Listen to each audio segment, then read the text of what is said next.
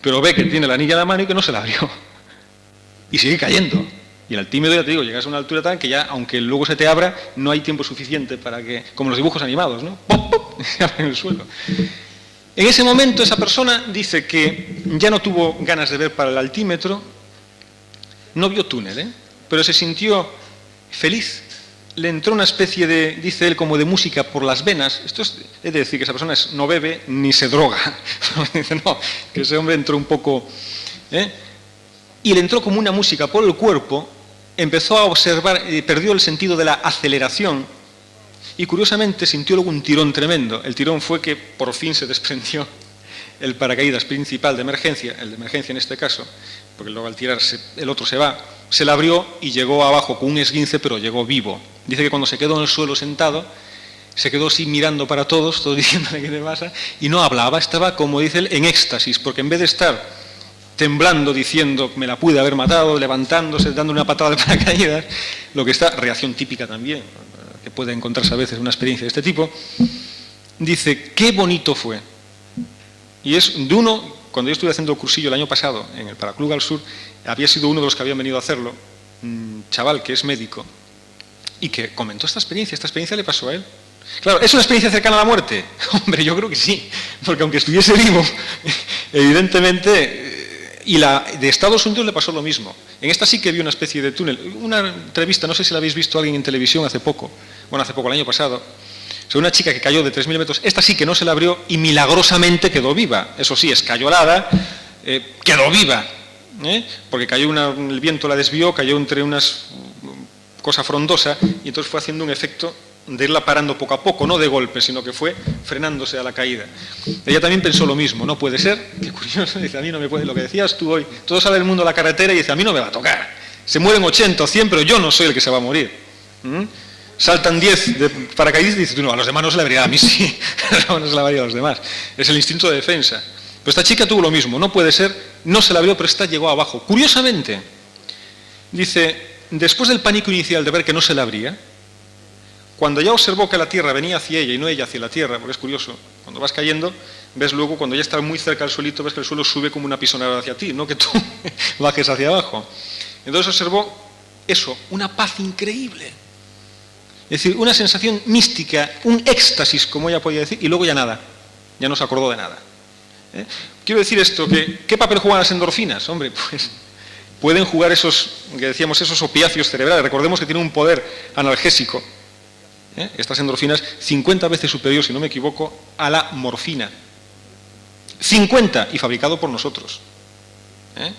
O sea que, de alguna manera, claro que hay mecanismos, pero no elimina, estos mecanismos no eliminan la realidad que hablábamos, de que si bien esto puede ser un mecanismo de defensa que tu cerebro haga para que tú tengas y digas, bueno, pues acabó, no elimina los túneles, el tío de este niño, no sé si nos entendemos. La experiencia cercana a la muerte es un tema muy complejo, y yo creo que hay quien realmente asomó la cabeza por la ventana y quien únicamente olió el olor de la calle, que esto es muy importante. Si me permites nada más un minuto. Que normalmente pensamos que uno tiene que llegar a distintas experiencias nada más que por una serie de métodos convencionales ya como estudiados, ¿no? Y que no hay ninguna otra forma, ningún otro método, ¿no? Pero, por ejemplo, lo que tú estabas describiendo ahora, esa especie de experiencia, digamos, mística, cuando no lo fuese, o éxtasis, o de éxtasis, ¿no? Puede ocurrir de muchas formas, ¿no? Por ejemplo, en el yoga, todos los que lo practicáis o habéis leído algo, sabéis que existe eso que se llama la Kundalini Shakti, el poder de la Kundalini, ¿no es eso? Y hay personas que hacen prácticas intensísimas para despertar ese poder adormecido en cada uno de nosotros, no solamente en uno o en otro, porque el conocimiento no es patrimonio de unos pocos o monopolio de unos cuantos, no. Los yogis dicen que es el derecho de nacimiento de todos los seres, ¿no? Entonces ocurre a veces que inesperadamente una persona se cae, por ejemplo, una caída, como yo conozco el caso de un amigo mío, estando en las Bahamas en una ocasión, yendo nosotros hacia lo que se llama el Yoga Retreat, el retiro de yoga, que está en una isla, tenemos que tomar un barco, pues este muchacho se cayó de unos 3 o 4 metros de altura, desde el muelle sobre una barca, y resulta que se cayó con las posaderas sobre la barca, ¿no? Y automáticamente comenzó a sentir un calor intensísimo desde la base de la columna que le subió hasta la cabeza. Bueno, pues da la circunstancia que eso es muy posible que haya un nivel de vibración que se produce en lo que se llama el Muladhara chakra, en la base de la columna, ¿verdad? Y dé lugar a que esa energía se ponga en marcha, se ponga en movimiento. Porque dentro de las técnicas del yoga, del Hatha Yoga, del Tantra Yoga, existe lo que se llama el Shakti Chalani, que uno se pone en el loto, coloca las manos a ambos lados y empieza a golpearse como para activar esa energía después de la práctica de pranayama, que se retiene la respiración, y entonces ese prana comienza a moverse por un conducto central que se llama sushumna, ¿no? A nivel esotérico, ¿no? Pues eso puede darse, o a través de un estado de temor, o incluso los grandes místicos, los grandes bhakti yogis dicen que se puede llegar a Dios incluso a través del odio. Y relato muy brevemente esta historia. Había alguien que odiaba tremendamente a Rama. Rama es el héroe del Ramayana, uno de los grandes épicos de la India. Y entonces él decía, no, yo no quiero repetir para nada el nombre de Dios, que es Rama. Y repetía Mara. Mara es el nombre de Satanás, lo cual daba a entender que sí amaba a Satanás y odiaba a Dios, en este caso, en forma de Rama, ¿no? Y empezó a repetir, no Rama, sino Mara, Mara, Mara, Mara, Mara, Mara, Mara, Mara, Mara, Mara, Rama, Rama, Rama, Rama, Rama, Rama, Rama, Rama, y acabó repitiendo Rama, ¿no? O sea, que su mente iba quedando impregnada de un tremendo odio hacia alguien en el que no quería pensar. Es como cuando decimos, no quiero pensar en esto, y ya estás pensando en ello, ¿no? No te lo puedes quitar de la mente, ¿no? Entonces, a través de distintas formas, a veces inexplicables para nosotros, hay infinidad de experiencias, no solamente experiencias convencionales que tengan que darse cuando uno, qué sé yo, toma LSD o se inyecta un químico determinado, ¿no? O sea que... Se me ocurre decir una cosa que quizá Madana pueda decir muchísimo más, y es, como sabéis, los lamas tibetanos practican lo que ellos llaman el bardo todo. En el libro tibetano de los muertos, o el libro quizá a lo mejor también de la vida, como decía esta mañana Mario al referirse al libro de los muertos de los egipcios, bueno, pues ellos hacen una descripción muy minuciosa. Claro que ahí hay un hecho, y es que es una meditación guiada, es para ayudarles, en este caso a los lamas, a morir y pasar a otra vida, pero de forma voluntaria. Quizá es algo así como lo que tú decías, que según la cultura, según lo que uno piense, pues ve el túnel de una determinada forma. Entonces, repito, en el libro tibetano de los muertos se hace una descripción muy, muy clara. Yo lo único que lo conozco es por libro, no he visto nunca, no he hablado nunca con un lama que haya muerto y esté allí, pero vamos, parece ser que es algo así lo que ellos describen. Yo recomiendo que leáis un libro, lo que pasa es que no está traducido al español, de Swami Shivananda, que se titula ¿Qué se convierte del alma después de la muerte? Entonces ya es como leer una guía sobre Nueva York si nunca uno no ha estado allí o ha estado allí, y lo lee. Y cuando vaya a Nueva York le es muy familiar a uno. Así que cuando uno lee ese libro y posteriormente uno se muera, ya sabe lo que le va a ocurrir. Hola, ¿qué hay? Ya no hay problema ninguno, ¿no? ¿Alguna otra pregunta? Muy bien, pues si acaso descansamos un ratito, ¿os parece? Estiramos un poco las piernas. Sí, una última pregunta aquí, por favor. Sí, no, yo quería contar un caso de una persona muy allegada a la familia que hace cosa de 10 años tuvo una operación de pulmón en el Hospital General, y cuando se despertó contó que había visto el quirófano, que se había visto desde fuera, y quería hablar con el médico porque algo había pasado durante la operación. Entonces, bueno, el médico le dijo que eso era una alucinación de él, algún efecto de la anestesia, pero reconoció que había tenido un paro cardíaco durante la operación. Y este señor le contó las palabras que había dicho el médico, que incluso había soltado un taco, lo que había hecho, todo. Y este hombre dijo que la experiencia había sido tan bonita que él la quería volver a vivir. Y este señor, que era un señor perfectamente cuerdo, normal, que iba a misa todos los domingos, tenía un hermano sacerdote, se intentó incluso suicidar en una ocasión, porque él quería volver a vivir aquello. O sea que en realidad tampoco es que uno al morir se busque o encuentre lo que quiere buscar, ¿no? Es decir, lo que supone que va a ocurrir. Porque este señor era un señor católico y que de ningún modo pretendería en su vida suicidarse. Y aquello le cambió por completo su forma de pensar, o sea que también hay sorpresas, ¿no?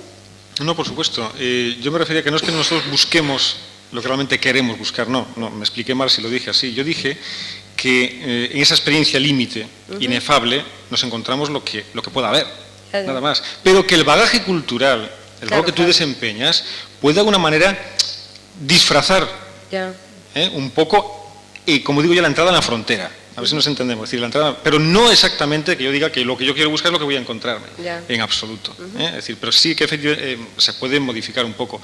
Esa experiencia que ha relatado, la verdad que es interesantísima, es muy interesante. Sí, lo malo es que esta persona tanto estaba empeñado en morirse que al final, vamos, en el espacio de 5 años después de la operación, se murió, o sea, se fue dejando y al final se murió, o sea, es que estaba obsesionado con volver a vivir aquello.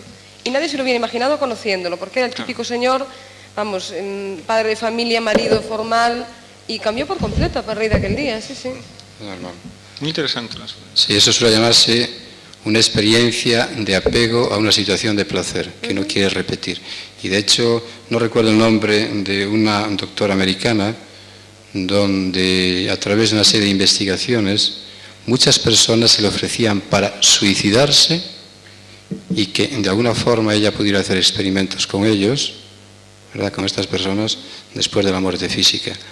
Pero yo creo que este tipo de preguntas y respuestas que podamos dar de alguna forma puede entroncar muy bien con lo que yo pretendo exponer mañana, porque claro, todos nosotros lo que pretendemos en realidad es obtener respuestas desde un nivel vibratorio determinado, a nivel psicofísico en el que estamos funcionando. Pero es que hay otras dimensiones, hay otros niveles. Ahora mismo aquí hay infinidad de ondas electromagnéticas, ¿verdad?, que nosotros no vemos, pero que no veamos un algo determinado no quiere decir que ello no exista. Si tenemos un aparato determinado, pues esas ondas se pueden captar en forma de imagen o en forma de sonido, ¿no? Lo que hacemos es reducir su nivel vibratorio al nivel en que nosotros nos movemos en este mundo material. Y entonces ello tiene una respuesta de acuerdo como estamos acostumbrados a captar, a percibir y a comprender las cosas. Pero si naturalmente queremos comprender algo que se nos escapa, tenemos que acceder a otros niveles y entonces lo comprendemos. Por ejemplo, en lo que respecta a las escrituras, sobre todo los textos de los Upanishads, no son sino las experiencias o las enseñanzas plasmadas por los grandes rishis, los grandes sabios, de experiencias obtenidas en otros niveles de conciencia. Y entonces ellos lo expresan a través de diálogos con discípulos, ¿verdad? Pero obviamente la respuesta no está ahí, sino que está en ir más allá, porque lo que ellos experimentan es algo inefable, ¿no? De ahí que haya que acceder a otros niveles de la conciencia también. Mañana hablaremos un poco de eso. Si os parece, son las 6. Vale, hay que aplaudirle a Javier.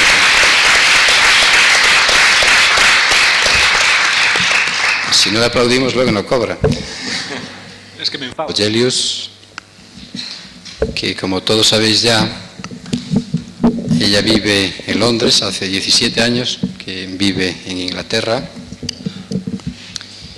y es una mujer que se ha preocupado enormemente por el tema de la vida, como todos, y sobre todo, en algún momento, por el tema o la temática de la muerte, en el sentido de ponerse en contacto con enfermos terminales para enseñarles a morir, para morir en paz, ¿verdad? Pero, en realidad, para morir en paz, primeramente hay que aprender a vivir en paz, ¿eh? Así que ella nos va a hablar de sus experiencias y aparte de ello está en contacto con grandes maestros y maestras que son estudiosos profundos del tema de la tanatología, como en este caso Elizabeth Kubler-Ross, quien dará el último seminario en Inglaterra el próximo mes y luego pienso que se va a retirar definitivamente, ¿no es eso? Y también Ana, en este caso, es discípula de Lechant y de Simonton, también grandes investigadores en este campo. Así que dejamos que ella nos dirija la palabra a este tema tan fascinante, ¿no? Porque algún día tendremos que pasar todos.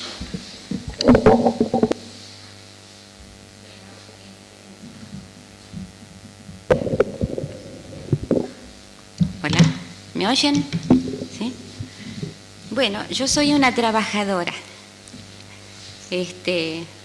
Aquí me van a tener que disculpar un poquito el cocoliche de idioma que hablo, que es argentino, y les voy a contar, y vamos a hacer, si se animan a hacer algunos ejercicios cuando llegue el momento. ¿Me tienen confianza? Si nos vas a matar, sí. No.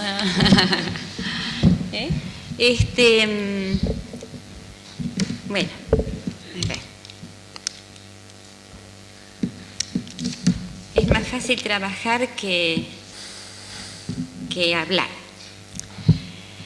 Sábato es un escritor y filósofo argentino. Alguna vez me dijo, es la sombra que valoriza la luz. Y de la misma manera, es la muerte la que valoriza la vida. Era un concepto fascinante para mí. Yo era muy joven en aquel entonces. Pero siempre se me fueron quedando colgaditas las cosas de la muerte. Hace muchos años en India estaba asistiendo a unas conversaciones con un maestro y le pregunté si me podría explicar simple y sencillamente en qué se basaban las diferencias de vida, filosóficas de vida tan distintas entre el este y el occidente. Y él, con una especie de suave conmiseración, me dijo, no tiene nada que ver con la vida la diferencia, tiene que ver con la muerte. Otra vez la muerte. Para ustedes la muerte es un tabú. Le tienen miedo, la niegan, la ocultan, la separan y los médicos luchan contra ella. Allí mismo fui guiada hacia los Upanishads y hacia los cantos Vedas. Ellos dicen que somos dos entidades, una espiritual, interna, que no cambia nunca, que se la siente crecer en contacto con la belleza, con la naturaleza, con las artes, las religiones y fundamentalmente con el amor, y por sobre todas las cosas nos habla en el silencio. La oración también, pero el silencio, la relación como un hablar con Dios, pero el silencio que se crea después de la oración. Es decir, que crece o se manifiesta con los grandes valores universales, con los que no cambian, porque es igual, es lo mismo. Que crea emociones de calidad angelicales o divinas. Esa dimensión espiritual está comandada por una entidad espiritual que llamamos alma. Y que el cuerpo es la otra entidad, al que le pasan las cosas, al que está leyendo, al que está enojado, al que está contrariado, al que tiene problemas de cualquier tipo, el que cambia constantemente, el que se acondiciona a las leyes de la sociedad y de los países, a tener títulos, dineros, casas más grandes, vestidos que hablan del poderío económico, llegar a triunfar. Ese es el dominio donde reina el ego. Y no está mal cuando no hay balance, siempre y cuando haya balance. Esta forma de vida crea, dice el Zen, nubes que van separando las dos entidades y uno se convence que con la vida, las responsabilidades, el tiempo, es lo natural. Que ese mundo mágico de la belleza interior tiene que ver con la inocencia y con la niñez, que quedó atrás, que se perdió.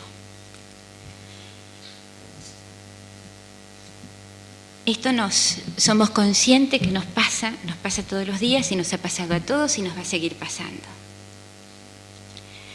Yo no critico, estoy marcando hechos. El trabajo y la responsabilidad está en lograr la conexión.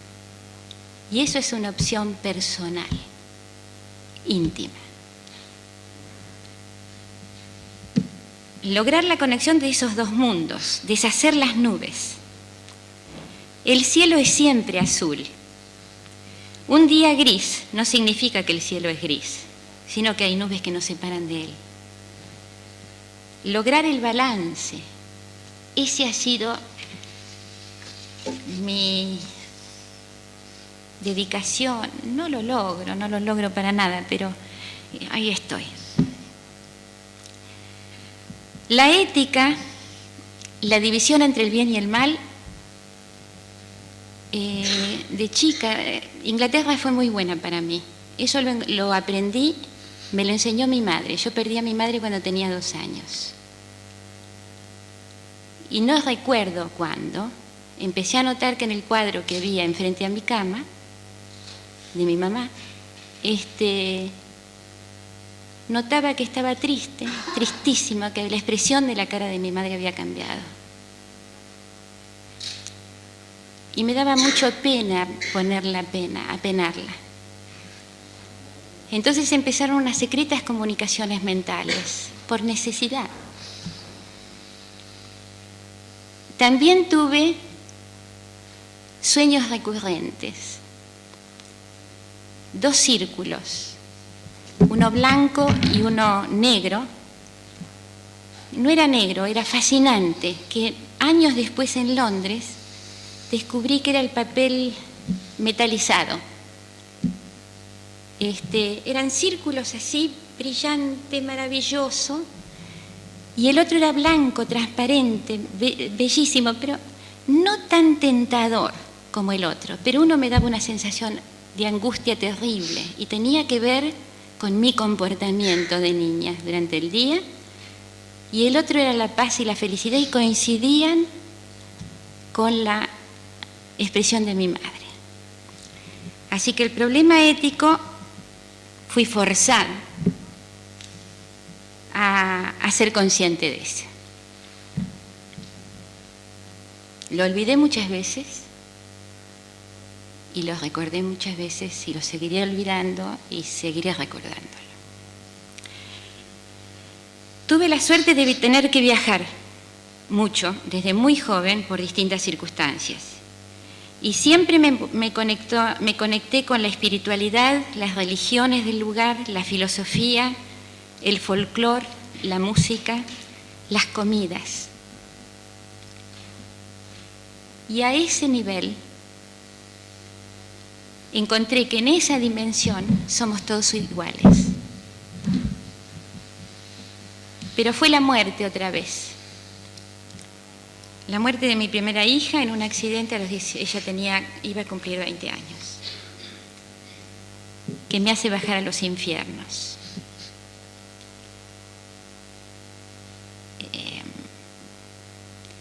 Yo había sufrido tanto la pérdida de mi madre que lo único que pedía a Dios que no me hiciera vivir la muerte de un hijo. Me enojé tanto que lo andaba buscando para matarlo. Pero tuve un sueño después de un año. No sé si era un sueño porque no estaba en la cama, pero fue con mi hija que me dijo: ¿por qué vos no vas a perder un hijo? ¿Qué tenés vos de tan especial? ¿Por qué los otros sí y vos no? Vos sos los otros.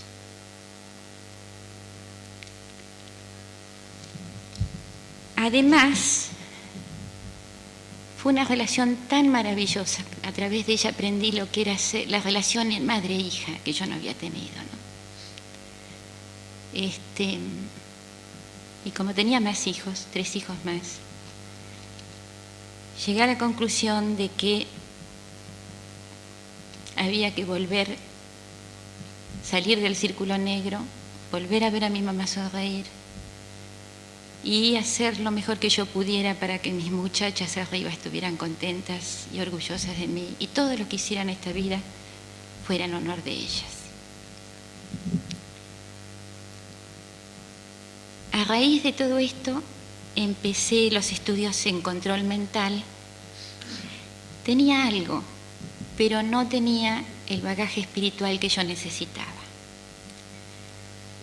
Entonces hice todos los estudios en la Federación de Curadores, de Sanadores inglesa, que es una institución muy, muy vieja, y que son bastante difíciles de graduarse, pero hace 500 años estuvo prohibido la cura por las manos en Inglaterra. Y los únicos que lo siguieron fueron los espiritistas. Entonces hay un agradecimiento de la Federación, que es un agradecimiento para siempre, con toda razón. Entonces yo me encontraba con unas viejitas maravillosas que aún ahora me adoran, de las cuales soy algunas se han enfermado de cáncer y yo soy la persona que las visita todos los días y hacemos los ejercicios. Pero alguna vez yo había hecho una mañana, me acuerdo que yo había hecho una meditación y había ido a la playa en la Argentina, donde yo me crié. Entonces fui a ver a una de estas viejitas y me ve y me pone la mano encima y me dice: ¡ay, estuviste en la playa! ¿Fuiste a la playa esta mañana? Y me describe el proceso totalmente. Entonces, yo me crié en un medio muy racional, muy ecolástico. Yo creo en el healing, la cura de las manos, total y absolutamente. Creo mucho también el de la distancia. Y tengo el deseo de que se tiren las barreras, que se acepte lo que es verdad. La medicina es verdad, pero el amor y las manos también, y la oración también, y las religiones también, y todo hace bien al ser humano. Todo lo que hace bien, hace bien. Entonces dije, no quiero estar representada por esto. No porque no me gustaran que haya gente así, sino porque no quería mezclarlo y no quería ser yo un exponente de esa mezcla. Entonces me encaminé al centro de Bristol. El Bristol se había formado hace 10 años para la cura complementaria del cáncer. Ahí hice todos los cursos, tuve maestros maravillosos, Lejan, Simonton. Ahora, ¿qué pasaba ahí? Todo hervía. Era un reto, era un desafío, pero el enfermo desahuciado era abandonado. Ellos tenían que triunfar, ellos necesitaban salvar, curar. Y estaba bien eso. No tenían tiempo para el desahuciado.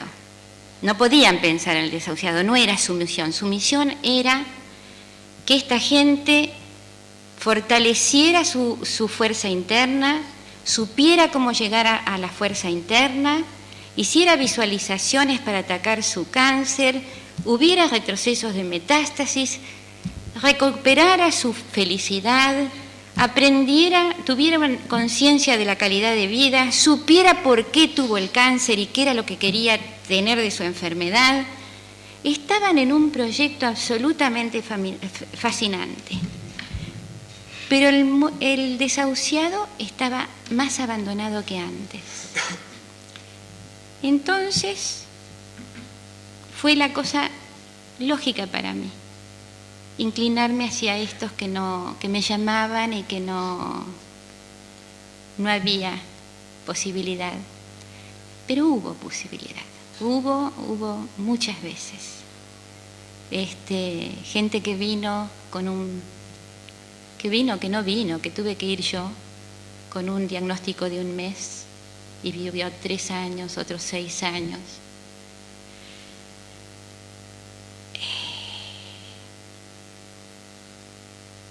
llegaban, el enfermo desahuciado tiene un color, un olor, un tacto, un resquebrajamiento,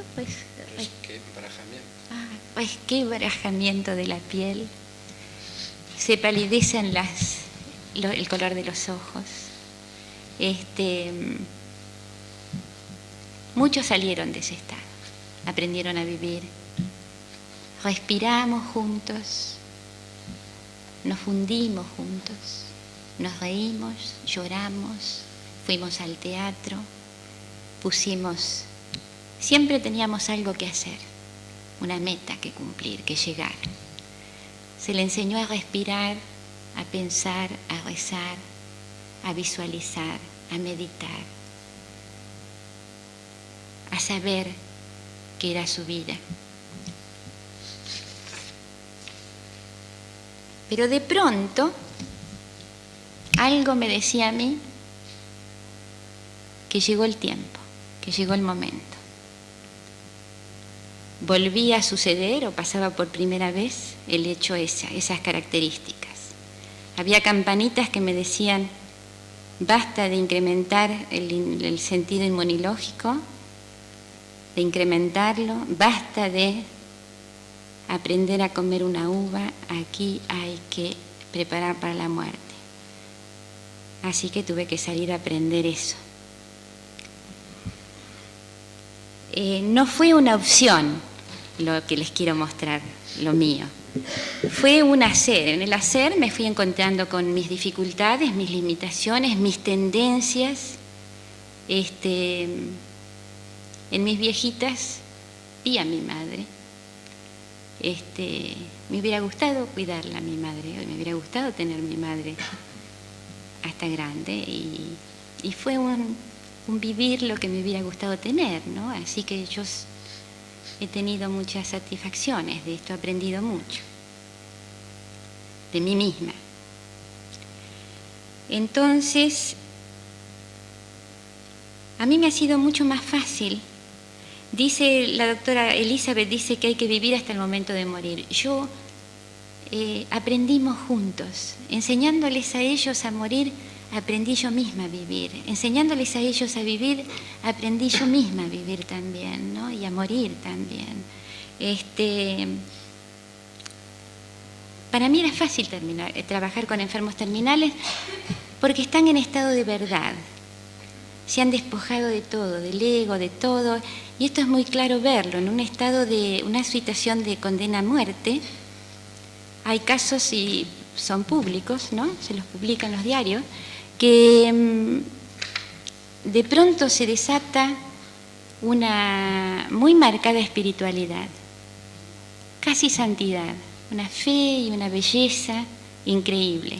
Y que cuando se le condena, la condena se le perdona, conmuta, se vuelve a las andadas, a lo que se era antes, ¿no? Es decir, eso es lo que yo llamo el estado de verdad, que se llega en el momento de la muerte.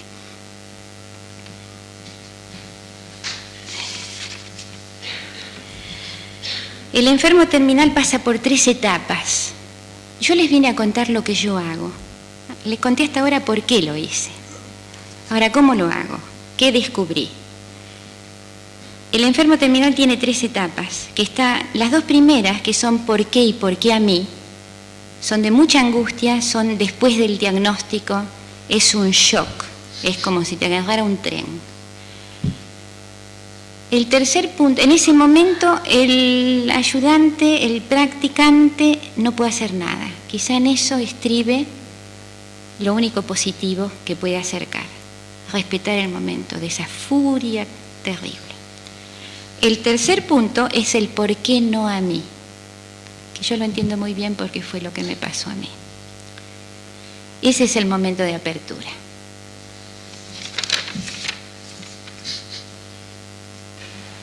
El dejar de pensar y de sentir, el empezar a sentir.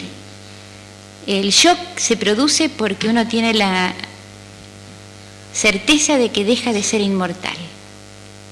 Hasta ese momento la muerte no existía. Y encontrarse con la inmortalidad es terrible, es absolutamente terrible para muchas personas. es desgarrador. Y yo lo comparo con la descripción que hace Leján en lo que es una pesadilla. Él dice que para que el sueño se transforme en pesadilla, tienen primero que pasar cosas terribles, muy amenazantes. Segundo, la persona que sueña está sin fuerzas, ha perdido todo su poder y no puede hacer nada y está paralizado. Y tercero, la noción del tiempo desaparece. No hay tiempo. Cuando se dan estos 3 puntos, en el sueño estamos en situación de pesadilla. El enfermo terminal en su vigilia responde a esos 3 puntos. Totalmente. Vive en estado de pesadilla.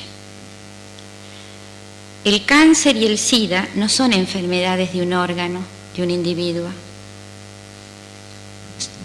Son holísticas, son del todo y más allá. Ataca a las familias del enfermo, al grupo social al que pertenece, a sus amigos, a sus enemigos y a la sociedad. Hay una inmensa presión en todos donde el miedo reina. El odio no es lo opuesto al amor, como se piensa amor-odio. Es el miedo. El odio es el síntoma del miedo. Como de la misma manera, el dolor físico nos está mostrando que hay una enfermedad. Gracias al dolor sabemos que nos duele la pierna y hacemos algo, si no nos enteraríamos cuando la pierna se cayó. Así que qué suerte que existe el dolor físico, porque presta una utilidad. El miedo es lo que nos separa del bien, de toda esa energía. Hay amor y no amor, es lo que yo entiendo. Si estás en el bien, si estás en el amor, no hay miedo. Si hay miedo, el miedo es la separación del amor. Ahí se empiezan a crear, si hay miedo se empiezan a crear las nubes densas. Y cuando hablo de que nos separan, y ahí vienen las enfermedades. Cuando hablo del amor, no estoy hablando de ese conocido por 2 personas, del que existe entre relaciones humanas, del que tiene ciertas normas que cumplir, que dar y que recibir.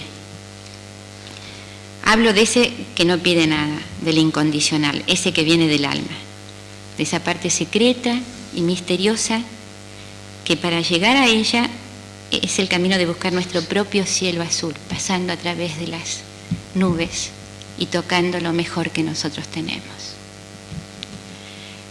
Es donde encontramos nuestra esencia, donde encontramos la fuente de la energía. Es lo que a mí me preocupa, llegar a fortalecer, no atacar la enfermedad, pero fortalecer el resto, la parte sana, la parte buena. Llegar al bien de cada uno.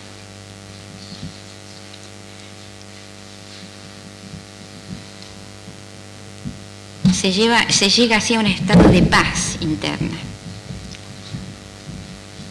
Se toca esa masa inmensa de amor que va mucho más allá del amor mismo, más allá de la muerte, más allá de la mente, más allá del cuerpo, más allá del bien y del mal, y llega al absoluto.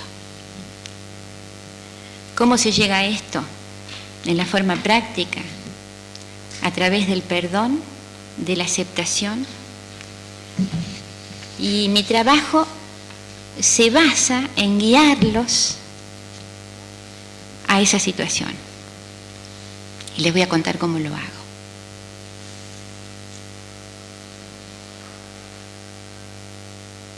El amor personal, dice acá, en un momento está y el otro no. Pero el otro, ese del que estamos hablando, la energía esa, que está todo en el niño que nace y no está en el cuerpo que muere. Tocar esa energía que es toda amor, que es toda vida, es la que a mí me interesa restablecer en el ser humano. Restableciendo eso, el cáncer se fue. Nosotros lo hemos comprobado eso. Yo tengo reparos de usar la palabra incondicional, amor incondicional. Porque sí, hemos desarrollado un estado de condicionalidad con las palabras.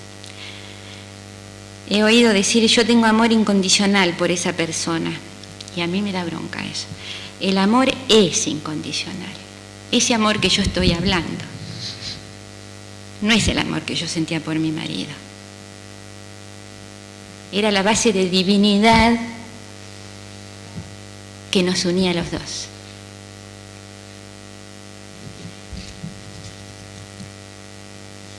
Tiene que ver con abrir los corazones e incluir todo, lo bueno y lo malo y mucho más allá, y no pedir nada.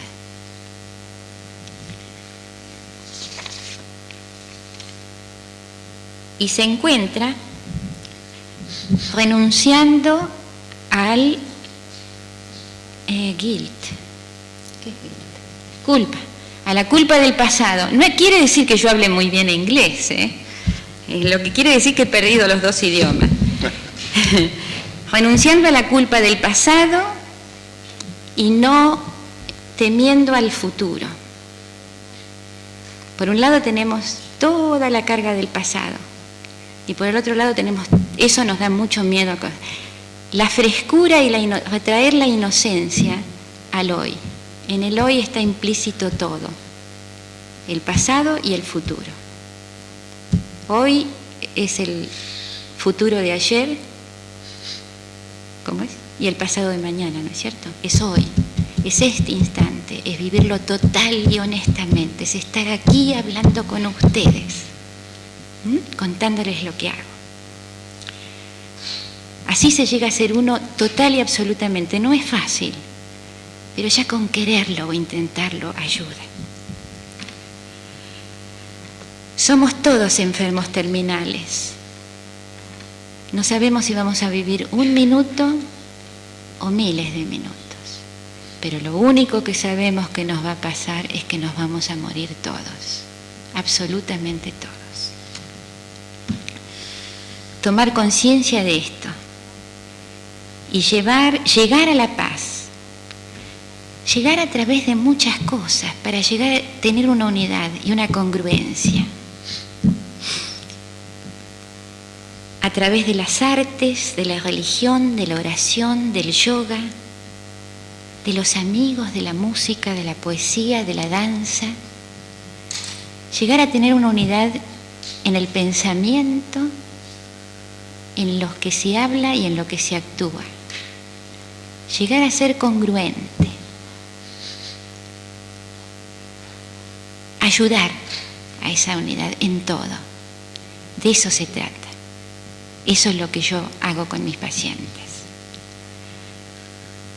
Dicen los Upanishads, dice mirar con amor, oler con amor, comer con amor, oír con amor, tocar con amor. Reemplacen con Dios la palabra amor. Si es que a ustedes tienen más valor, Dios. Reemplacen con la palabra verdad, si esa tiene más gancho para ustedes. Usen la palabra que les venga bien a cada uno, que tenga una connotación universal y de pureza y de totalidad. Y saber que más allá hay una fuerza que hace al oído oír, a los ojos ver, a la nariz oír, oler, a la boca comer y sonreír y reír y hablar y conectarse con esa fuerza que hace que los sentidos funcionen. Ir más allá, siempre más allá hasta llegar al absoluto. ¿Vamos bien? ¿Sí? ¿No están cansados? Nos hemos movido ahí toda la tarde.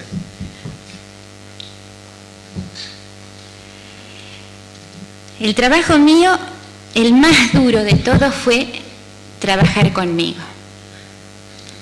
Nadie puede dar lo que no tiene.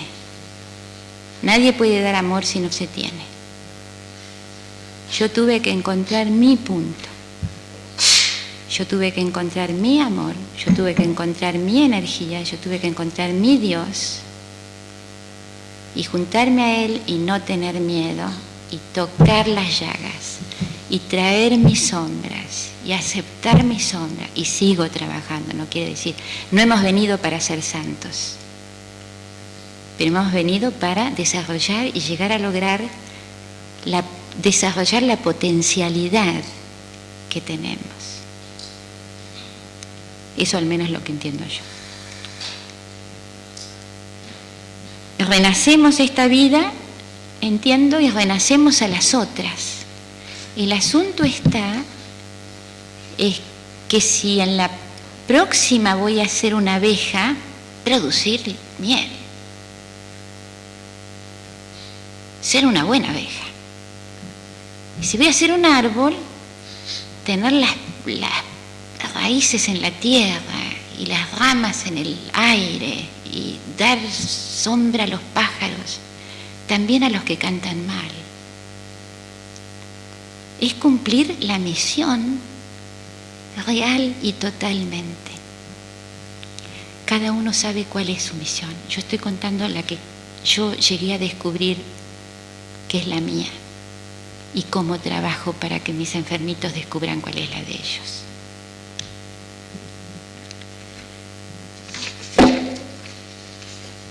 Les voy a hacer un ejercicio, así descanso un poquito.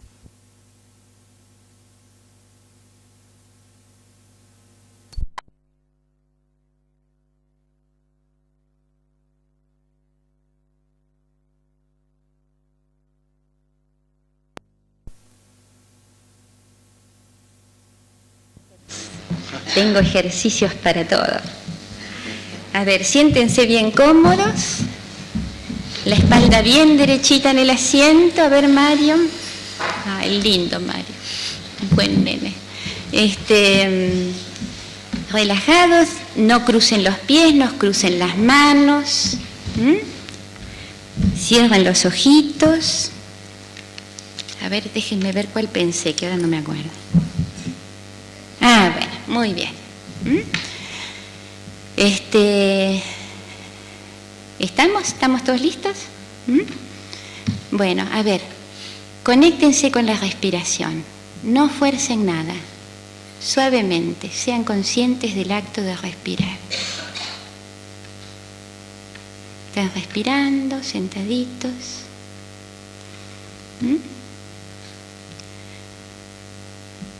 Respiren, inspiren todo lo que necesitan. Expiren lo que no necesitan, cansancio, aburrimiento. Inspiren amor, paz, energía, lo que ustedes quieran. Sean conscientes de la respiración, bien suavecito, no fuercen nada. Ahora sientan el peso del cuerpo bien sentado, sentadito, el peso del cuerpo en la silla. Sientan los pies bien plantados en el piso, sin forzar nada. Ahora sientan la piel cubierta por la ropa. Hagan esa conexión.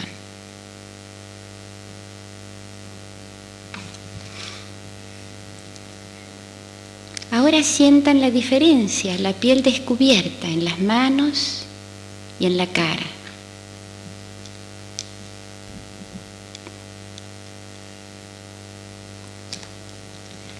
Ahora vamos a pensar en el sentido del olfato. ¿Les puede traer algún recuerdo? Un perfume, una comida que hizo la mamá, que trae recuerdos del pasado, muy lindos. O cualquier cosa, no importa, déjenlo pasar o ya digan sentido del olfato y déjenlo caer suavecito, suavecito. Déjenlo caer al piso. Ahora pensamos en el sentido del gusto. Puede traer recuerdos. los aceptamos, los honramos, porque deben traer cargas y emociones, y también los dejamos pasar o caer suavemente, muy suavemente. Ahora el sentido de la vista, a lo mejor les viene a la memoria la cara más querida, una sonrisa, un árbol, una flor. Déjenlo caer, suavemente déjenlo pasar. Ahora el sentido del oído. Músicas que traen recuerdos, cantos, la voz de la mamá.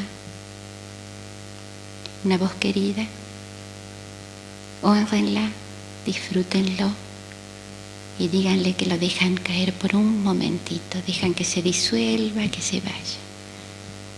Y ahora vayan adentro, adentro, adentro suyo, y los voy a dejar un minutito y los voy a llamar.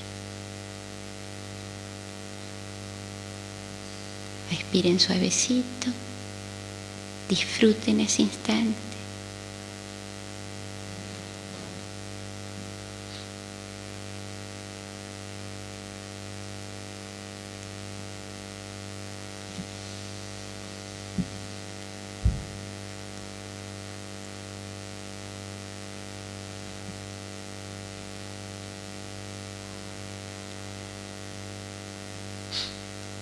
Suavemente, cuando estén listos, decidan abrir los ojos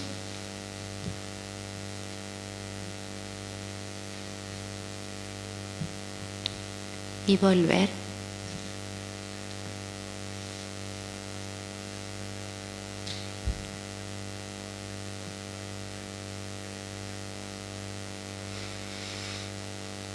Pueden frotarse las rodillas. ¿Algún comentario? ¿Lograron algún silencio interno? ¿Hubo dificultades?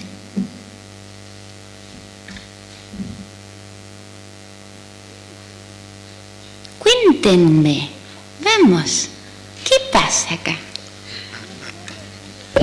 ¿Quién no lo pudo hacer? Lo hicieron todos. Bueno, muy bien. Ese simple ejercicio nos está diciendo que nos hemos ido desprendiendo suavemente de los sentidos.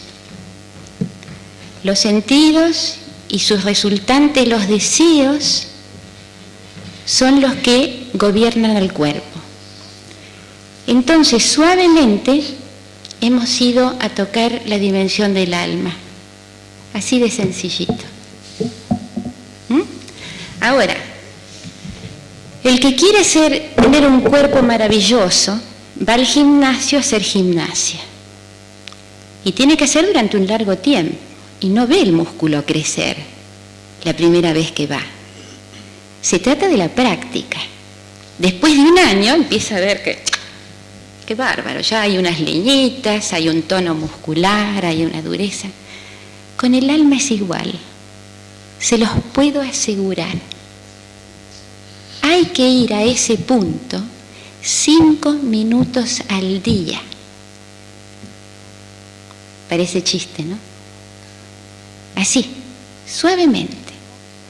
Pasamos por el tacto, pasamos por el peso del cuerpo, pasamos por los pies bien puestos en la tierra, pasamos por todos los sentidos, pasamos por los recuerdos si hubo, pasamos por pensamientos que se pudieron cruzar, le dijimos gracias, lo honramos a nuestro cuerpo y lo dejamos por un momentito y nos fuimos bien adentro. Así de simple. Hay otras técnicas, yo elegí la más simple de todas para decirle, chicos, si hacen esto una vez por día, está bien, después de lavarse los dientes. Si lo hacen 3 veces por día, 5 minutos, o 2 veces por día, a la mañana y a la noche, ya establecen la conexión mente-alma. Ya hay una técnica que desarrollar. Y se va creando algo, una necesidad de ir a ese silencio.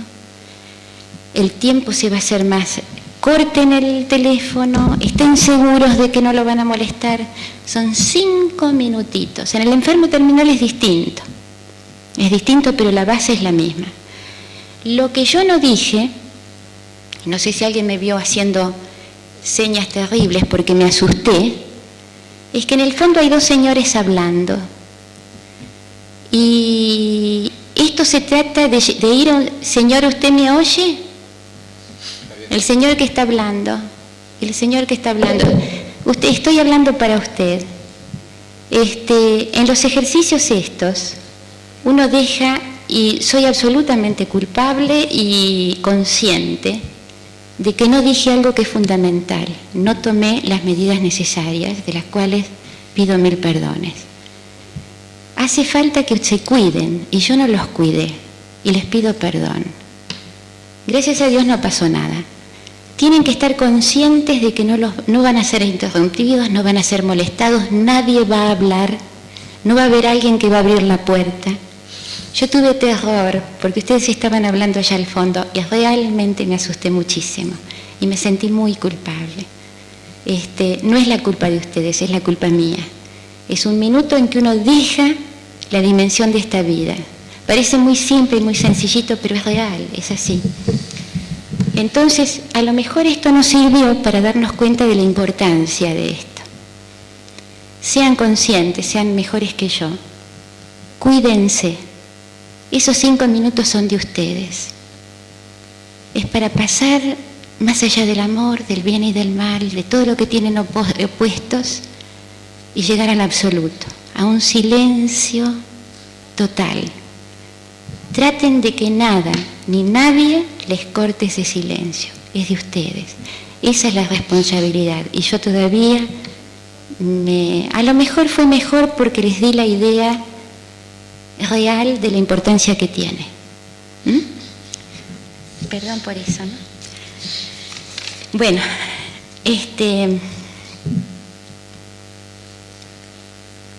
por supuesto no es nada contra ustedes, es contra mí, la Mariana. Hace 3 años, en un viaje a mi país, cuando voy allá trato de no trabajar, siempre voy a no trabajar, a disfrutar de mis nietas, de mi hijo y de mi nuera y de toda la familia, ¿no?, que necesito tanto, a cargar las baterías. Pero yo sentí, que había sido guiada hacia un enfermo. Alguien no muy amiga de él y no amiga mía, ni siquiera conocida, amiga de una amiga y qué sé yo. Me pidió de tal manera que viera a un paciente, y fuimos a verlo porque él aceptó, y me encontré por única vez en una situación donde eran todos engañados. El señor, le pregunté, ¿me quiere contar qué es lo que le pasa? Y entonces él absolutamente seguro que se curaba, los planes de vida que tenía, señor muy elegante, vestido con camisa y corbata y pantalón en la cama. La familia haciendo planes de viajes cercanos, las hijas, los nietos, todos alrededor. Cuando salí con esta señora, le digo, ¿quién miente acá? Este señor tiene 4 semanas de vida, tiene 1 mes de vida. ¿Quién está mintiendo? Ahí parece no mentir nadie. Y me dice, no, son los médicos, son médicos amigos. Él es el íntimo amigo de mi marido y los médicos son amigos nuestros. Y no le han dicho a nadie que este señor está enfermo de esta manera. Esta amistad le estaba prohibiendo a este señor hacer su trabajo del buen morir. Le estaba prohibiendo a la familia hacer el trabajo de despedirse de su papá y de su abuelo y de su marido. Yo no podía interferir. ¿Qué se hacía en esa situación? Entonces, era un hombre que había logrado todo en la vida. Buen hijo, buen marido, buen padre, una gran conducta, un reconocimiento fenomenal en la sociedad argentina. Un hombre materialmente millonario.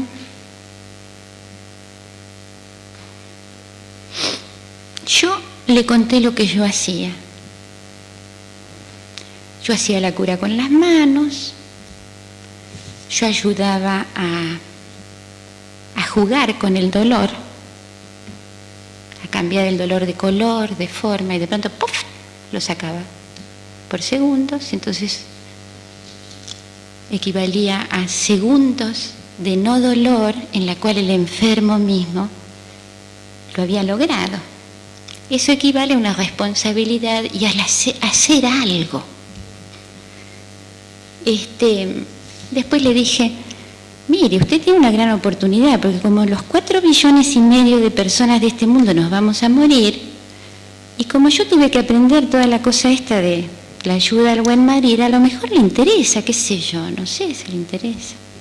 No para ahora, pero como tiene tiempo, yo hago visualizaciones, saqué mi yuyito, yo tengo ejercicios para todo, visualizaciones, meditaciones, relajaciones, juegos, cantos, meditaciones, la encuentra con los seres del mundo celestial, del mundo espiritual, visualizaciones guiadas. Así, le vendí todo lo que yo tenía en mi canastita. Le dije, pero si no quiere hacer eso, podemos hacer ya, rezar y cantar con todo el grupo familiar. Estaban todos ahí, eran todos, fue una familia de estas unidas, una maravilla. Y él pensó y me dijo, qué lindo, como me voy a morir algún día, no me pienso morir de esta, pero tengo tiempo, a mí me parece fascinante, yo quiero todo. Típico del rico, él quiere todo. Pero un hombre muy inteligente y que no había tenido tiempo ni necesidad, porque era tan buena persona, tan linda persona. Que bueno, nos pusimos a trabajar.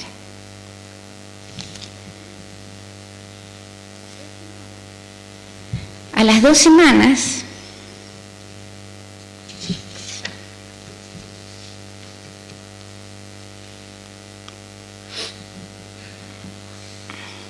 a las 2 semanas me dice, un día lo encuentro y me dijo, mirá, yo en ese momento, hasta ese momento toda mi vida me habían llamado Lita. Me dijo, mira Lita, estoy con una preocupación tremenda. Me insiste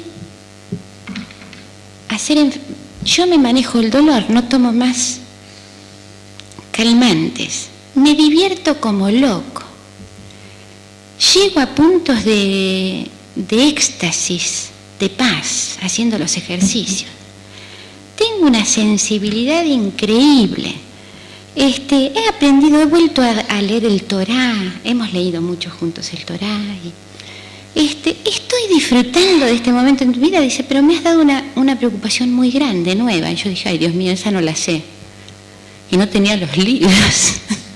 Entonces me dijo, la dependencia con vos. ¿Qué hago? Porque vos te vas a ir dentro de 2 semanas. Y yo le dije, todavía no terminamos, porque cuando vos te des cuenta de que no hay tiempo ni distancia, y que vos con tu padre que adorás, con don Abraham, y yo en Londres, es lo mismo, que dentro tuyo está todo, está el absoluto y la paz, y que no necesitas a nada, que todo lo tenés. Hasta que vos no llegues a ese momento, yo asumí esta responsabilidad y yo no te voy a dejar, yo no me voy a ir. Entonces seguimos muy contentos trabajando. Una semana más tarde, la mujer me esperaba por la calle, caminando como loca. ¿Me estoy atrasando? No. Ajá. como loca. Los médicos amigos le habían dicho la verdad, que realmente no había nada más que hacer. Y me gritaba: vos sabías esto, yo sé que vos sabías, vos lo sabías desde el primer momento. Se le dio su lugar, se le preguntó qué quería hacer, si ella pensaba que quería decírselo a él. Optó conseguir, había nietas, estaba la mamá muy viejita de él. Ella asumió todo y siguió en el juego. Yo a todo esto, yo sabía que él sabía. No nos lo decíamos, pero seguimos trabajando así.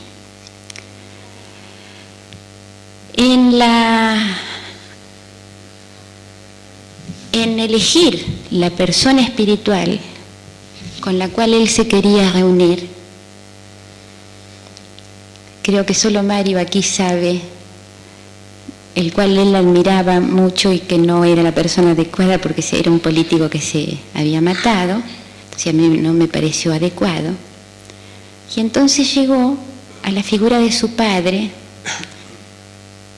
que era sastre, había sido sastre. Llegamos a ver lo que le había dado su padre a él, lo que le había enseñado: la honestidad, el trabajo, la verdad. Entonces hicimos muchas veces el encuentro en distintas circunstancias, en distintas dimensiones. Pensamos cómo es muy importante hablar de todo esto.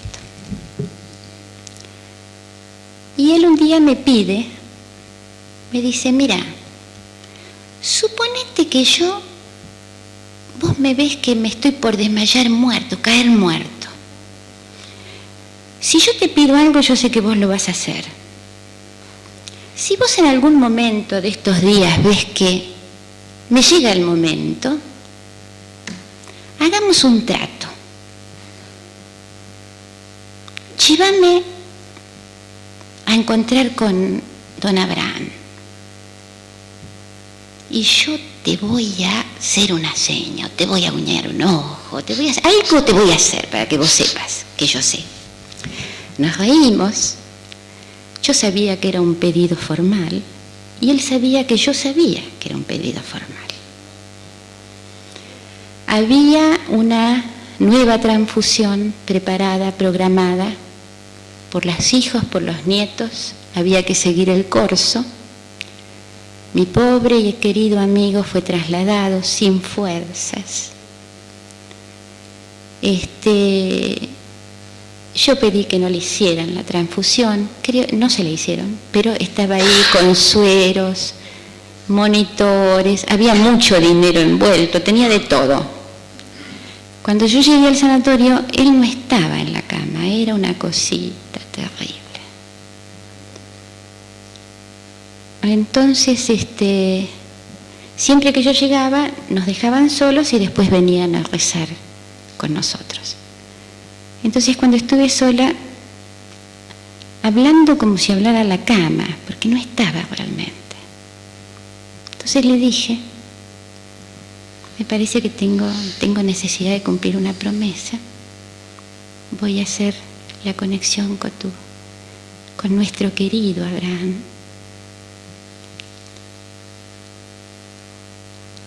Hice todo el ejercicio. Y él me apretó este dedo y se fue.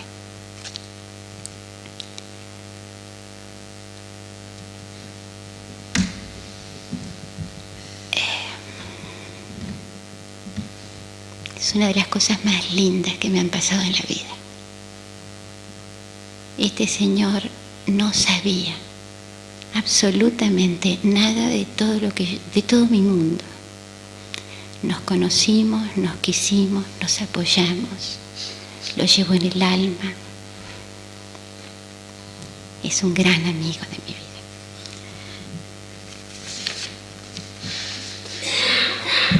Ajá. Bueno, entonces, ¿en qué se basa el trabajo? ¿Qué se hizo? Hay 3 perdones fundamentales, hay muchos, pero los 3 perdones son: perdonarse a sí mismo, perdonar a los padres, perdonar a Dios. Hay ejercicios para ayudar a hacer esto y después el enfermo encuentra su propio camino, de qué manera le viene mejor. Y hay 4 puntos fundamentales. Reconocer los puntos de dolor enquistados, encontrar las causas de esos momentos y usar la técnica que hace falta para decir: todos los te perdono, todos los perdóname, todos los siento y todos los te amo. Esto abre la situación de quiste, enquistada, y enlaza la situación anterior con esta, y la vida se va transformando en algo, en un patchwork, una obra completa, una sinfonía, algo que le da sentido al ser humano que se está yendo, que su vida tuvo sentido, que hizo todos los trabajos que tenía que hacer. Espero no haberlos aburrido. Este es mi trabajo y les quiero dar un mensaje. Estoy dedicada a decirle al mundo que el SIDA no es una enfermedad homosexual y que voy a dedicar todo el resto de mi vida a ese trabajo. Muchas gracias.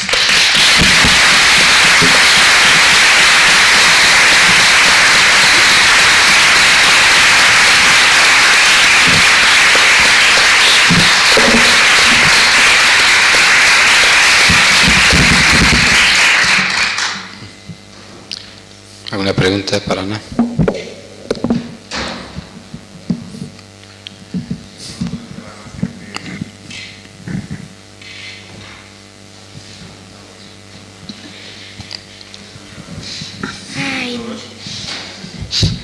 Cantamos, yo llevo los cassettes, yo no tengo memoria musical, aunque soy muy musical, pero llevo los cassettes para ayudarme. No podría cantarles, llevo canciones sánscritas, llevo canciones. ¿Las tienes? Mañana las podemos poner. No las traje, no, tengo canciones israelíes, canciones hindúes, de todo tipo, ¿no? Las pongo y cantamos, o a veces no pueden cantar y nos tomamos las manos, pero podemos hacer otra cosa, podemos rezar, podemos... Si alguien sabe cantar, podemos cantar todos. Es muy lindo cantar y bailar. ¿Alguna pregunta? Vamos, chicos. Las visualizaciones que haces, con los enfermos, ¿de qué tipo son? Hay 3, hay muchas. Unas son simplemente de placer, para sacarlos del tormento en que están viviendo. Es decir, llevarlos a una playa o llevarlos a un jardín. Primero trato de saber qué es lo que a ellos les gusta más. O llevarlos arriba de una montaña.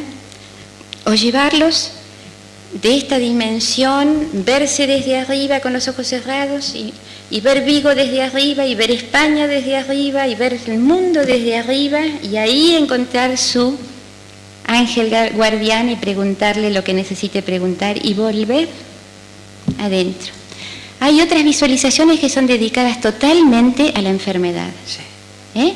Hay otras visualizaciones que son para fortalecer el sistema inmunológico, para incrementar las células blancas, que son las que van a combatir, para fortalecer al organismo.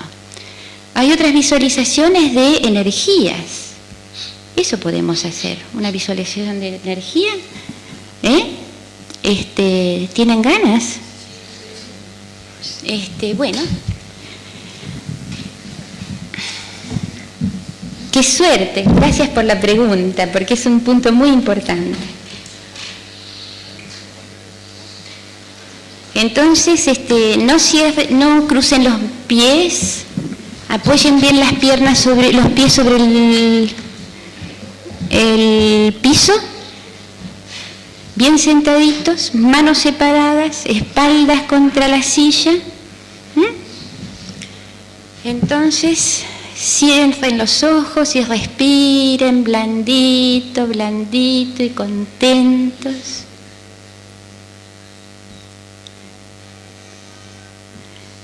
Vamos a tratar de no hablar, Despacito, despacito. Alguien tendría que cuidar la puerta, porque alguien salió y sí. Bueno, ahora estamos bien, chicos. Ahora me porté mejor que antes. Bueno, a respirar suavecito, a meterse para adentro, a decirle al cuerpo que se relaje, que descanse, a hacer la conexión con la respiración. Sean conscientes de que están respirando suavecito. Y sientan los pies bien apoyados en el piso. Y ahora vamos a usar de nuestra imaginación, bendita sea ella, que es un don que Dios nos ha dado, y vamos a permitirnos imaginar que desde la última vértebra de la espalda se va a desarrollar un cordón que va a ir hacia el centro de la tierra, como raíces, como un cordón, como una conexión, cualquiera sea la necesidad que ustedes, o la forma que ustedes quieran darle. Y de la planta de los pies, también, raícitas que van corriendo hacia la tierra. Establecidos estos 3 contactos, vamos a permitir que toda la energía de la tierra nos suba al cuerpo a través de los conductos. La savia, los minerales, el agua, toda la salud, todo lo que es bueno, todo lo que da vida, todo lo que le da vida a la vida, lo vamos a incorporar, a recibir en nuestro cuerpo. Siéntanlo. Sientan que esa savia de vida va hacia ustedes. Permítanselo. Ahora suavemente,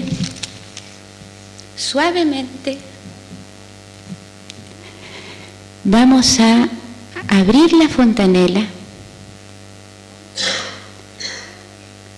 y vamos a sentir que toda la energía del cosmos, todo lo bello, todo lo fresco, todo el aire, la lluvia, el sol, nos va a entrar por el hueco que hemos abierto de la fontanela.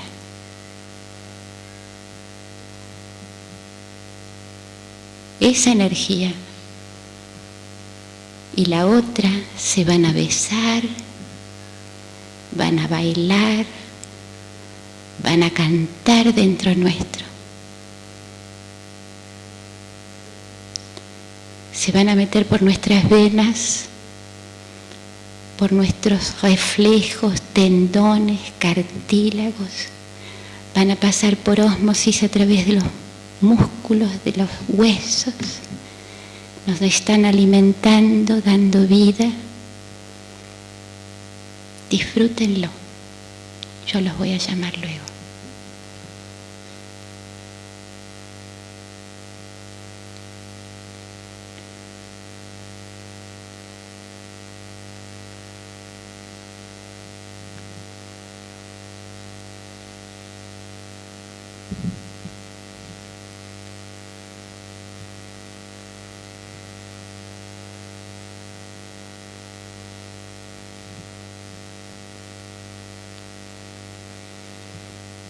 Y ahora suavemente vamos a cerrar los orificios que hemos abierto en la fontanela en la planta de los pies. Vamos a retrotraer el cordón imaginario hacia la última vértebra y cerrar ese contacto. Vamos a cerrar los círculos en la planta de los pies. Vamos a deshacer todos los 3 contactos y el cuarto en la cabeza. Vamos a respirar suavecito y lentamente, cuando estén dispuestos, vayan abriendo los ojos despacito.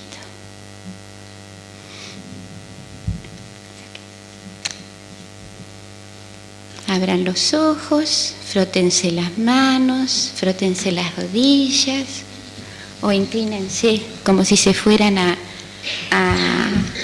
atar los cordones de los zapatos, que también eso ayuda mucho. ¿Tuviste inconvenientes para hacerlo? Ah, sí, claro. Pero aún siguiendo el ejercicio se puede hacer, ¿no es cierto? No tuviste inconveniente contra el ejercicio de rechazo. ¿Alguien tuvo rechazo? ¿Sí? ¿Qué sintió?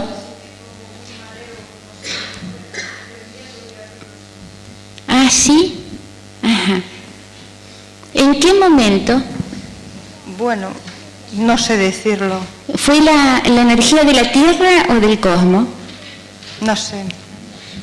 ¿Fue enseguida de empezar No, o hacia el final? Casi al final. Tiene que ser más corta para ti. Debes de tener, sos una mujer muy energética. Debes de tener mucha energía de por sí, ¿no es cierto? No lo sé. Ajá, puede ser eso. ¿O estás cansada? Un poco. Eso debe ser también. ¿Algún otro comentario? No te asustes, porque no es energía de vida, de amor, no hace mal nunca. ¿Algún otro comentario? ¿Les gustó la experiencia? ¿La disfrutaron? Eso hace mucho bien a los enfermitos y a todos, a nosotros también. ¿Alguien me habló? ¿Alguien habló? ¿Hablaste? No. Quisiera hacerte yo una pregunta. En el momento de la transición, cuando una persona abandona el cuerpo físico, se muere, ¿qué es lo que ves tú? No siempre veo, siempre he tratado de no ver. Yo he tratado de ser lo más normal posible. No quiero misticismos. Yo creo en algo que es sagrado. Y creo en mí, creo en lo que hago, tengo fe en lo que hago porque lo he comprobado y quiero jerarquizarlo.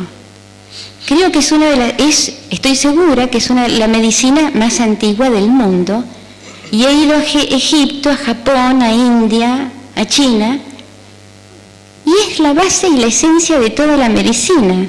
Y quiero que sea complementaria para la medicina porque es real, se usa para la cura del corazón.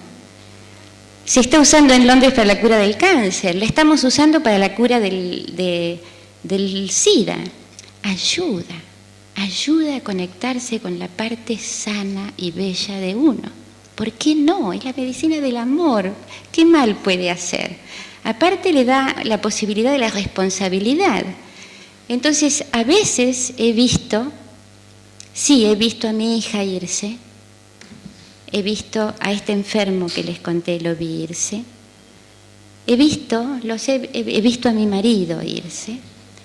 Dice la gente que tengo condiciones, que podría llegar a una mediumnidad muy desarrollada y fácilmente, que yo no quiero llegar. Claro, también estoy renunciando a ser rica, pero económicamente, pero no quiero, me interesa este trabajo, este hacer. ¿Te contesté tu pregunta? A ver. No totalmente. Y si veo, me decís, y a veces veo. Continúa, ¿qué es lo que ves? Bueno, por ejemplo, mi marido estaba en Buenos Aires con un cáncer muy generalizado. Nos habíamos separado hacía 2 años, pero yo estaba en contacto total y absolutamente con él, y él tenía mucho miedo anteriormente, toda la vida tuvo miedo a la muerte, se le había sacado el miedo y se le había dado como sus dos personas para protegerlo, su madre y su padre, que eran las personas que lo iban a buscar al colegio pupilo cada 3 meses a sacar, y eso él lo había disfrutado mucho de chico. Entonces se lo enseñó a hacer ese contacto con su mamá y su papá. Y yo estaba esperando a un hijo mío que saliera del colegio en Londres y lo vi. Contento, mirándome con su mamá y su papá, los 3 de blanco.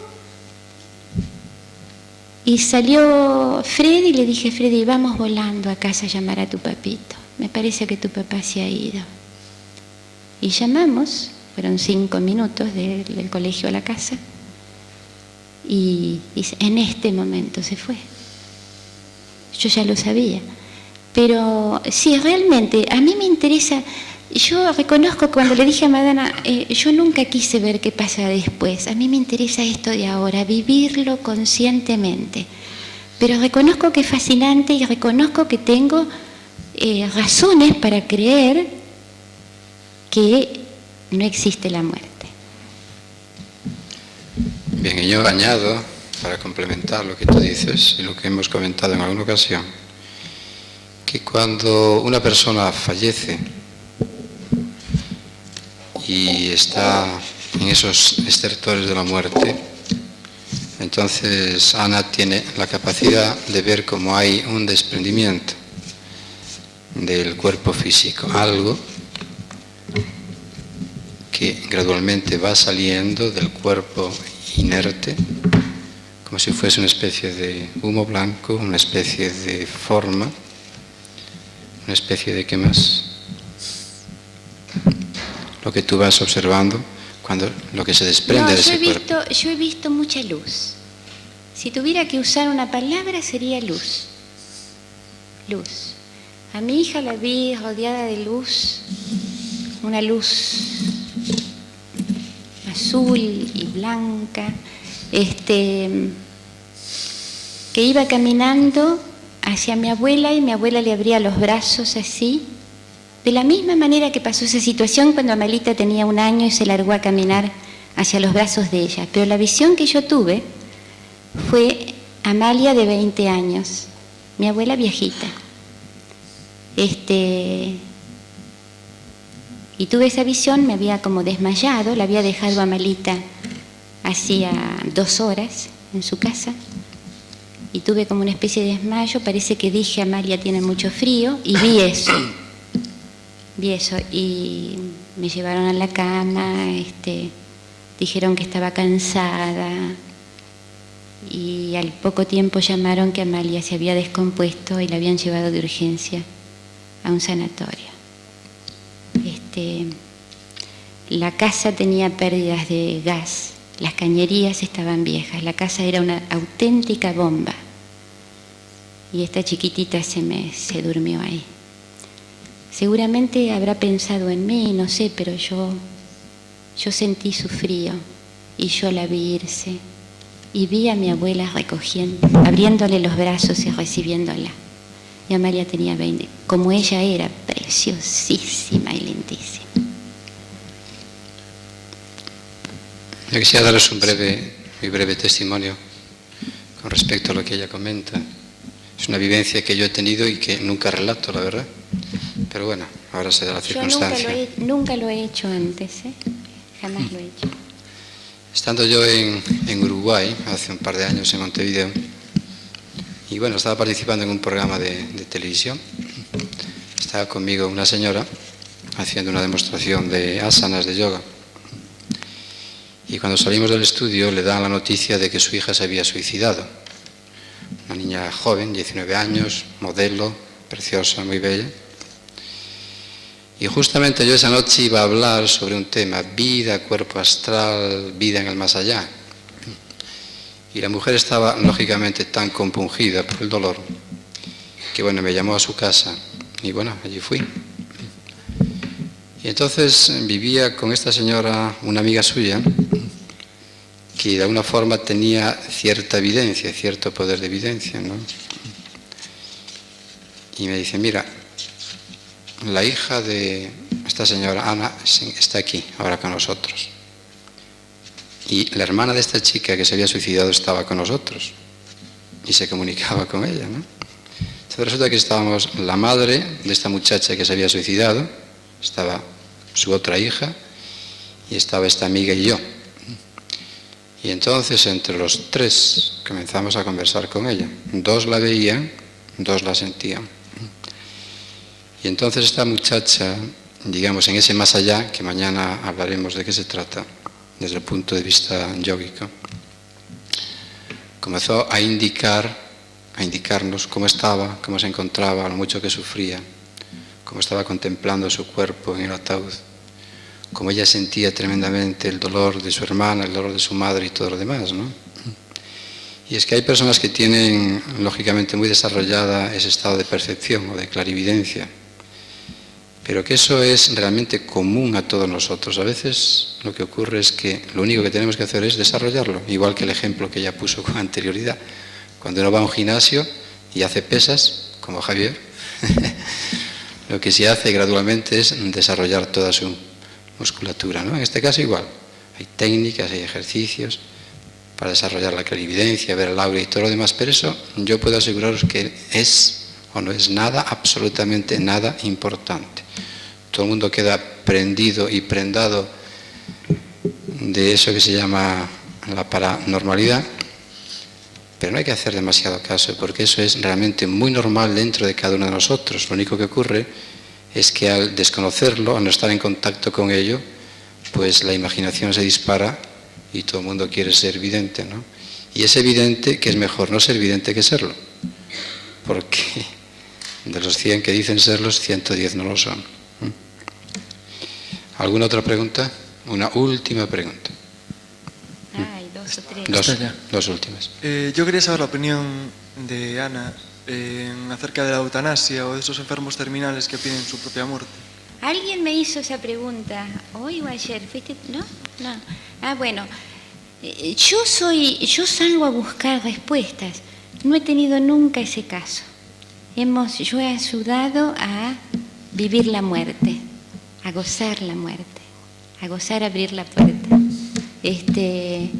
Nunca me encontré con esa situación, así que no he tenido que salir a aprender o preguntarle a mi parte buena qué tengo que hacer en ese momento. No te puedo contestar, nunca me viene. Ana, querría saber si se puede efectuar la curación a distancia y si no sería también muy importante que nos explicaras que al unísono que preparas al enfermo, al buen morir, sería importante preparar a la familia. Ah, por supuesto, yo trabajo con la familia también. Sí. No solo trabajo con la familia, con el enfermo, sino que vuelvo a ver a la familia después que el enfermo se ha ido, fundamentalmente. Es muy difícil.